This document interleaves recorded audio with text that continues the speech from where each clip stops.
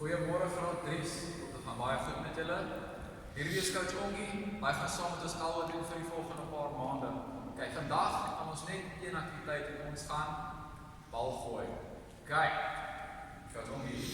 So, wanneer ons 'n bal gooi, baie belangrik. Kyk gou mooi punt Coach Ongie, sy voorarm na waartoe hy wil gooi.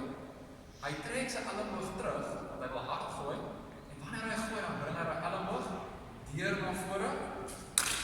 En sleep. Kyk, wanneer ons gooi, gaan ons papier gebruik, want ons wil nie iets breek in die huis nie. As jy buite is, kan jy tennisballe gebruik, of enige ander bal wat jy het om mee te gooi. Kry vir jou 'n teiken wat jy nie gaan breek nie, probeer daai teiken raak gooi. Kyk weer, kyk mooi waantoe wys Coach Ongie se voete. Sy voete punt, waantoe hy wil gooi. En hy kyk die hele tyd na sy teiken. Kyk, Coach Ongie.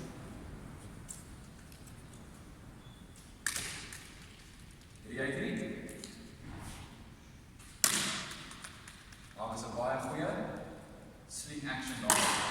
Great. Okay, so Coach Ongie het 5 uit 5. Daai is die een ietsie wat ons gaan probeer doen. Jy gaan kyk hoeveel jy kan raakgooi. Die ander ene gaan jy kyk hoe vinnig jy deur al 5 papiere gaan doen. Die een balletjie het nou weggeros, ons gaan net 4 gebruik.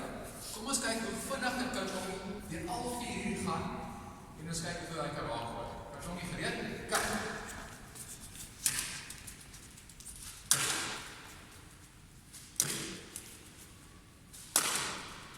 Was uitstekend. Alles was in die rigting van waar ons wil hê. Dis waaroor dit gaan. Om in daai rigting te gooi. Al sy aksies was die hele tyd. Al het hy dit vinniger gedoen. Was dit? Perfek. Kyk, geniet dit julle.